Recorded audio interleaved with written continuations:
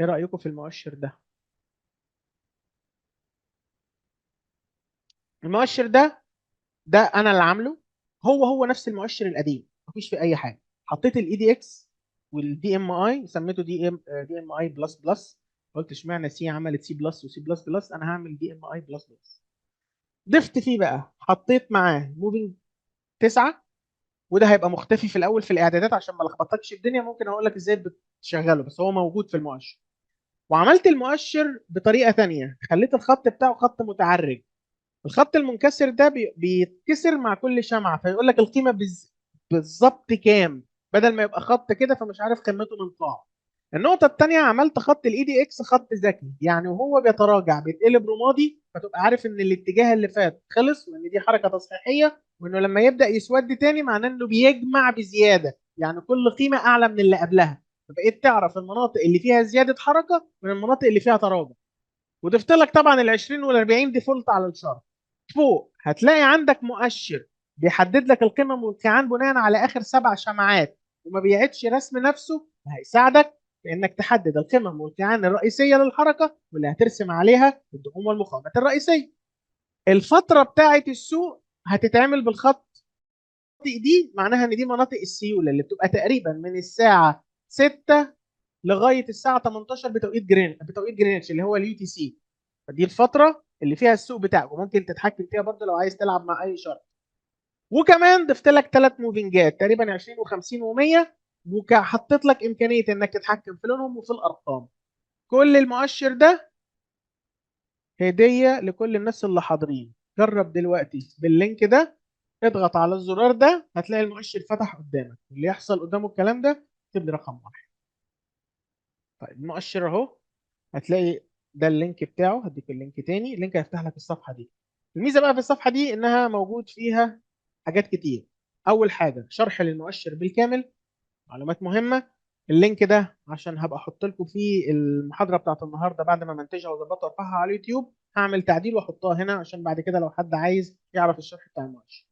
انا عامل مؤشرين كمان، واحد سوبر ترند مع الاي دي اكس وواحد سوبر ترند مع الار اس اي.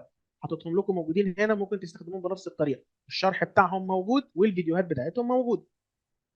ده شرح المؤشر، شرح امكانياته بالنصايح بالملاحظات، وهتلاقي اليوتيوب والانستجرام وتويتر موجودين تحت في اللينك اللي انا حاطه لكم دلوقتي. الهدف ان دي شويه مؤشرات مساعده بتحلل لك السوق، بتساعدك في انك تقرا الحركه، بتساعدك وتاثر عليك المسافات شويه بافكار مختلفه. دول كانوا بدايه، مجرد انا لسه بقول يا هادي ولسه بتعلم مبتدئ، فعندي كام فكره قلت اطبقهم واشاركهم معاكم.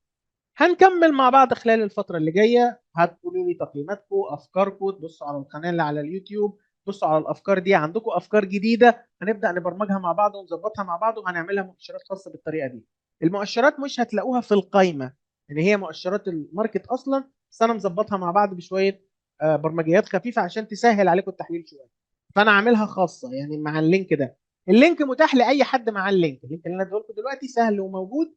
اول ما تخش على الصفحه دي تضغط على ايه استخدم الرسم، يشتغل على طول ويظبط معاك. تمام. طيب مكونات المؤشر، ناس متابعه معايا اللي معايا لغايه دلوقتي اكتب لي رقم واحد عشان نشوف مكونات المؤشر. من خانه الاعدادات الصغيره دي تلاقي عندك المدخلات، ده بتاعت الاي دي اكس وده الدي اي الاثنين 14. دي الالوانات بتاعتهم. خلي بالك المؤشر زي ما قلت لك انه في الهبوط بيقلب رمادي، لكن طول ما هو صاعد بيبقى لونه اسود. ليه عملت الحركه دي؟ عشان تعرف اذا كان هو بيتهابط بينزل ولا بيصعد. ازرق واحمر الدي اي بلس وماينس. عايز تخليه كله بالاسود ودي ملخبطات اعملها كده. خلي بالك المؤشر هو بس انا عامله بطريقه الستيب. طريقه الستيب دي ممكن تعدلها من هنا لاي مؤشر، ممكن تخليه خط عادي زي ده. بس في ناس كان عندها مشكله، هي القمه دي نزلت ولا لا، طب فين القمه، طب دي عند انه شمعه. فبيتعمل عن طريق الخط المتدرج ده، فمعناه ان كل ستيب على كل شمعه. ده لون الدي اي بلس، ده لون الدي اي ماينس. حته بقى البيفوتنج دي، البيفوتنج دي اللي هي البيفوت بار بيقيس على 7 شمعات فاتوا، ده رقم متوسط قوي جدا. اللي هي السبعه ده بيقيس القمم والقاعان الرئيسيه اللي السعر بيرسمها. فهدفه من الحركه دي هو مش بيقول لك اشتري ولا بيع، بيقول لك ان دي قمه او ده قاع مهم، المؤشر ده هو نفسه اللي الناس بيستخدموه بتوع الاس ام سي، الاس ام تي والاس ام سي اللي هي السمارت ماني كونسبت، اللي هو بيدور على البريك اوف ستراكشر والتشينج اوف كاركتر، بيستخدم نفس الارقام دي 7، واحيانا بينزلوها في الاسواق العنيفه ل5، او لو انت بتلعب على اليومي بتنزل الرقم ل5، بس هو 7 رقم متوسط قوي جدا، او لعبه الاي سي تي يعني. ده هيحدد لك القاعده الرئيسيه، فحدد لك ايه المستويات اللي انت مستني تتكسر، هل السعر بينزل ولا بيطلع، اقل قاع فين، اقل قاع اهو اللي نسيتها مظبوطه بالشعره، فده بيحدد لك المنطقه فين. الحته الخاصه بالزمن زي ما قلنا هو من 6 ل 18، وممكن تتحكم فيها عادي جدا من خانه الاعدادات، موجوده من 6 ل 18، ودي شغاله على كل ازواج العملات والذهب والنفط والحاجات دي كلها. هتلعب على تايم فريم اعلى من الساعه الغيها، ملهاش لازمه، هي معموله للانترا دي تريدنج، فانت بتيجي على الحته دي وتلغيها، بتلغيها منين؟ من النمط هنا، بتيجي على اللون ده وتخفيه، او تخفي اللون خالص من هنا. بتلعب على اسهم محليه زي اسهم مصريه، اسهم سعوديه، اسهم امريكيه، فانت ليك جلسه تداول ثابته، وما تحطش التايم ويندو ده بياخد لك فتره خلال ال 24 ساعه، فاحنا بناخد الفتره دي من المؤشر، غير كده الغيها خالص. عايز البيفوتس بتاعت الشراء والبيع ممكن تخليها او تلغيها، كل ده من النمط بتاع التلوين. الاي ام اي بقى اللي مرسوم على الاي دي اكس، لو انت عايز تلعب معاه، في ناس بتحب تلعب مع الاي دي اكس لوحده، ما بيبصش على البيان والمشترين، لانه بيعرف يظبطها على حركه السعر، فبينور ده كده، ممكن يطفي دول خالص. فيبقى كده انت بتلعب اي دي اكس بس، بتاخد قوه الحركه طول ما هو مديك كده صاعد، هنا يبقى رمادي لغايه ما يخلص ويبدا تاني يدي اسود، ابدا اخش معاه. في ناس بتلعب معاه اللعبه دي. انت اللي هتحدد بناء على التستات بتاعتك، عايز تخليهم كلهم خليهم، عايز تنورهم او تطفيهم زي ما انت، انا فاتح لك كل حاجه. نيجي بعد كده على ده الاي دي اكس، قيمته قد ايه؟ احنا بنلعب على 9، وفي ناس بتلعب على 13، احيانا 20، بس 20 بعيده قوي. فانت في الاي دي اكس اللي عليه موفينج افريج، لو موفينج افريج ده بنخليه 9 زي ما. نيجي بقى للموفينجات اللي فوق، في ناس بتحب بقى تقاطع موفينجين، تقاطع 3، الديفولت بتاعهم 20 و50 و100، بس ممكن تلعب في الارقام زي ما انت عايز، خليها 5 9 3 200 و300 و1700 براحتك. ودي الالوان بتاعتهم، وكمان سماكه الخط، لو انت عايز خط منهم اسمك شويه، انا فاتح لك التعديل في ده كمان. يعني عندك 7 مؤشرات في مؤشر واحد، ويعاملوا على انهم مؤشر واحد. يعني ممكن اجي فوق هنا واجي على المؤشرات واقول له ار اس اي، والعب يا معلم بالحساب المجاني. هم. تمام.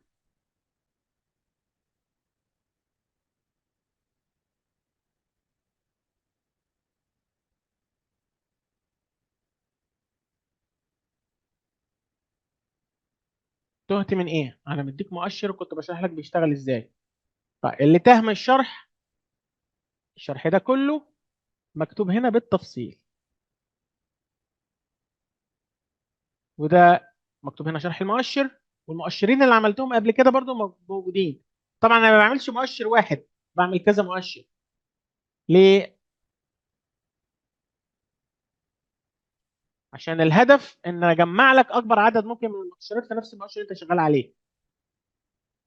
انت من خلال الاعدادات بتطفي وتشغل اللي انت عايزه، عايز تلغي مؤشر منهم، عايز تلغي خط، عايز تمشي بخطين، اي ام ايه براحتك.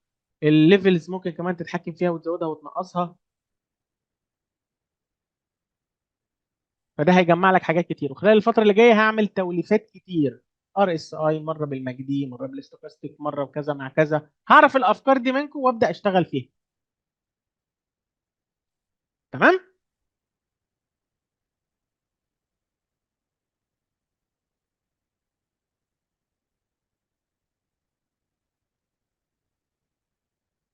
امم هو انا كل ما احتاج المؤشر لازم اخش على اللينك؟ آه ممكن تدوس على الزرار ده، هتلاقيه ظهر لك في الشرط في الخانه دي. جرب كده وقول لي. لا، هو ده مش اسمه مش موجود. لما تحتاج المؤشر هو كده كده بيفضل موجود عندك على الشرط، الا لو انت مسحته. ضيف لقائمه التفضيلات، اللي هيدوس على العلامه دي، لو انت جيت فتحت هنا هتلاقي المؤشر المفروض يبقى موجود لك هنا، بس انا عشان كل المؤشرات موجوده عندي فمش هشوف. هو كان اسمه ايه؟ دي ام اي بلس بلس. جرب كده عندك، عشان في ناس كتيره دخلت بالطريقه دي وقالت لي لقيت المؤشر. بس هو في العادي في النظام القديم انك كنت لازم تضغط على اللينك، تخش اضف على الرسم البياني. المؤشر مقفول محمي يعني، هو اسمه كده على البرنامج، مش متاح.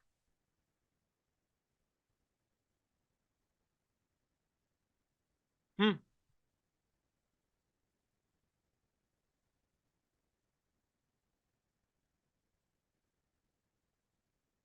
في توليفات تاني، في اتنين اهم، واحده سوبر ترند مع الاي دي اكس مشروحه بالفيديو، واحده سوبر ترند مع الار اس اي برضه ضايف لك الوان والموفينج وكل حاجه. فهي اشكال مختلفه وافكار مختلفه. هنعمل توليفات تانية اكتر فهتسهل لك الدنيا اكتر. في ناس شايفه انه ملوش لازمه، براحتكم. اللي بيحب المؤشرات عارف اللي احنا عملناه ده معناه ايه. اللي ما بيشتغلش بالمؤشرات حلو، شغال اليوت، شغال اي اداه، براحتك. تمام. طيب كان في ناس عايزه تجرب على الاسهم، وانت بتجرب على الاسهم احنا مش هنستخدم التايم. دي اول نقطه، دي نقطه مهمه. وهنشتغل على الديلي. عايزين اسم سهم، قول لنا اللي كان عايز سهم كان اسمه ايه. دي تشتغل على الاسهم، من الادوات دي ادوات قديمه، بقول لك دي ادوات من 78. بي تي اف اتش. ودي الديلي. المفروض انت اللي تقول لنا بقى الشرط بيقول ايه. بص شايف الدنيا عكت ازاي؟ ليه؟ عشان انت واختار فتره زمنيه متداخله مع السوق. المفروض هو مفيش لون اصلا، لاننا بنشتغل في فتره زمنيه معينه لجلسه تداول. في اي حاجه فيها جلسه تداول بنلغي الفلتر الزمني خالص. بيقول لنا ايه المؤشر. في كانت هنا صفقه شراء من هنا، هنا بالظبط، صح. ده مكان صفقه الشراء، ما دخلناهاش احنا غير هنا لما بقت فوق الثلاث موفنجات. ده لو افترضنا ان احنا بنشتغل بالثلاث موفنجات يعني. ازاي افتحه على التطبيق؟ جميل. بعد ما تفتحه كده تيجي فوق في خانة التمبلت تعمل حفظ. حلو. واقفله. افتح التطبيق هتلاقيه موجود. يعني احنا عملناه هنا اهو. تيجي هنا وتعمل حفظ فوق في التمبلت بتاعك. فخلاص بقى ده التمبلت بتاع الشرط. لما تفتحه على اي حاجة هتلاقيه ظاهر. كل دي فترة عرضية هابطة. فعلا في هبوط هنا بس ما اعتقدش ان احنا عندنا شورت سيلينج في مصر. مش سهل في التنفيذ على ما اظن يعني. فانت هتدور دايما على صفقات الشراء. صفقة الشراء اللي خدتها عندك كانت هنا اهي. في هنا اصلا كانت في صفقة شراء حلوه من الحتة دي. فعلا لما خرج جنب الموفنجات ادي واحد في كل دي ايام صعود. اول ما خرج بره الموفنج خرجت. مم. وتحت كمان في الار اس اي لو عايز تشتغل عليه، مش عايز الغيه. بس معايا مره تانية. انت ضفته هنا على الشرط. اضغط على كلمه حفظ الصغيره اللي فوق دي، شايفها؟ هتلاقيها موجوده عندك فوق على الويب. ما هو انت لازم تفتحه على الويب الاول عشان تلاقيه في التطبيق. لازم تعملها كده على الويب. اول ما تعمل لها حفظ كده اتحفظ كانه تمبلت خلاص. لما تفتح التطبيق بتاعك الابلكيشن يعني هتلاقيه موجود.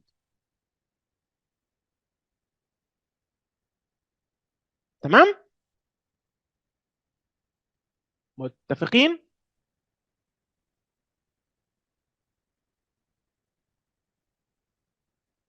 مم. كده احنا وصلنا لنهاية محاضرة اليوم. سؤال للجميع، هل استفدتوا؟ في حد ندمان انه حضر؟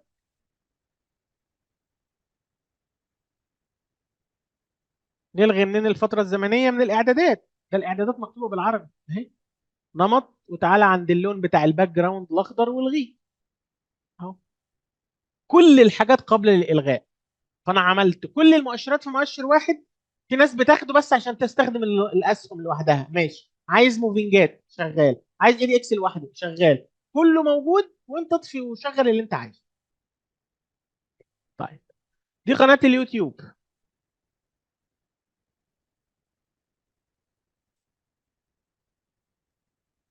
الناس اللي سالتني عليها دي القناه بتاعت اليوتيوب. دي المؤشرين اللي فاتوا: سوبر ترند، ومؤشر التريدنج فيو مع الار اس اي مع الاي دي اكس، مشروحه بنفس الطريقه وبنفس الاسلوب. فيها المحاضرتين دول وهضيف دي بعدهم. انت كده معاك المؤشرات كلها، وهيبقى في مؤشرات تاني. وقولوا لي افكار وصححوا لي، ومعلش انت غلطت في المؤشر ده، حط لي كذا مكان كذا، زود لي كذا، حط كذا. هجمع الافكار واعملها واظبطها ونعملها في محاضره مع بعض ونتناقش فيها. طب ما بيشتغلش على كذا، عايزه يشتغل على كذا، قول لي الافكار اللي انت لاحظتها ونعملها. المؤشرات دي متاحه، وان شاء الله متاحه موجوده على طول. تبعت لي فين؟ ابعت لي يا اما في تعليق على الفيديو، الفيديوهات اللي موجوده هنا على اليوتيوب، او على انستجرام، وهتلاقوا حساب انستجرام موجود في المؤشر نفسه. ادي حساب انستجرام اهو كمان. ابعت لي رسائل في اي وقت وقول لي رايك باستمرار. ده المؤشرات، ده شرح الهيكل ايشي، استراتيجيات تداول، اساسيات، زخم واتجاه، فيبوناتشي، كل حاجه موجوده هنا عندك على القناه. اشترك في القناه، بص على الحاجات المعروضه، شوفين حاجات من الاول. عندنا حوالي 206 فيديو في دورات تدريبيه كامله هتلاقيها. هتلاقي دوره اليود، وهتلاقي حاجات كتير. هتلاقي كمان حاجات في خانه البلاي ليست، دي اللي هتلاقي كل الموضوعات اللي من بعض موجوده فيها. دوره اليود بحالها، الاستراتيجيات كلها، الاساسيات بتاعت السوق كلها موجوده في مكان واحد.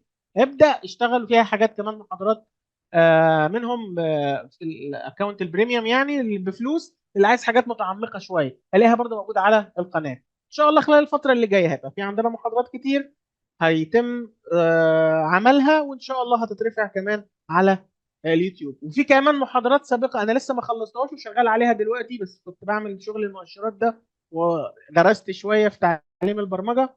اتعلمت البرمجه على كبر للاسف، فبتاخد مني شويه وقت. فالحمد لله مشينا فيها خطوه مش بطاله. هنرجع تاني نرفع المحاضرات القديمه. عندنا كم محاضره كده كريبتو، على اساسيات اختبار، على حاجات تانية كتير. وعندنا محاضرات الفتره اللي جايه كتيره قوي في موضوعات كتير.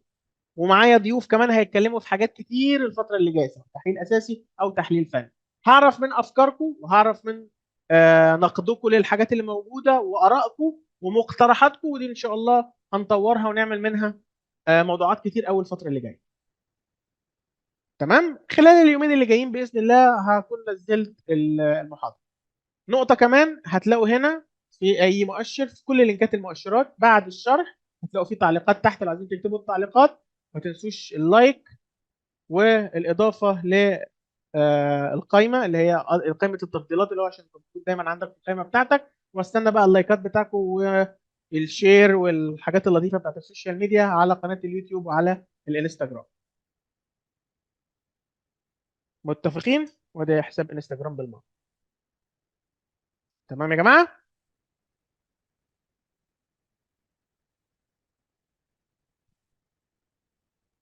في امثله كتير متضافه، وهحط شرطات. احنا شرحنا فكره المؤشر عموما، وشفنا المؤشر بيشتغل ازاي، وفهمنا الاشارات بيتم اخدها ازاي. حطيت لك كل الادوات اللي انت محتاجها، وابدا اشتغل. خلال الايام اللي جايه هنجمع المؤشرات دي وناخد بيها اشارات وصفقات، وهبدا احط عليها امثله على السوشيال ميديا. تابعني وان شاء الله نتابع مع بعض. اللي سالني على الواتساب، قناه الواتساب هحطها لكم دلوقتي. دي برضو الناس اللي بتحب تتابع على الواتس. ولا اقول لكم استنى، انا هبعت لكم احسن من ده كله اللينك تري. دي اللينك تري اللي فيها كل السوشيال ميديا. تمام. يوتيوب وانستجرام وواتساب واكس اللي هو تويتر وتليجرام وفيسبوك ولينكد ان وثريدز. بالتالي مفيش موقع تاني. استنى بقى متابعات ولايكات وكومنتات ومقترحات وافكار ونقد. انا ما عنديش مشكله، قولوا لي على حاجه غلط ونصلحها. وهنبدا نشوف الفتره الجايه هطلع لنا ايه. شاركوا معايا افكاركم وتحليلاتكم، وربنا يقدرني ان شاء الله ويرد على كافه الاسئله والاستفسارات. شكرا لكم جميعا على الحضور. اتمنى تكونوا استفدتوا من محاضره النهارده. ان شاء الله نراكم في محاضرات قادمه باذن الله. تابعوني على وسائل التواصل عشان هيكون في آه، محاضرات قادمه كتير باذن الله، وكمان عشان استقبل اسئلتكم واستفساراتكم. شكرا لكم جميعا على الحضور، واراكم في محاضرات قادمه باذن الله. السلام عليكم ورحمه الله وبركاته.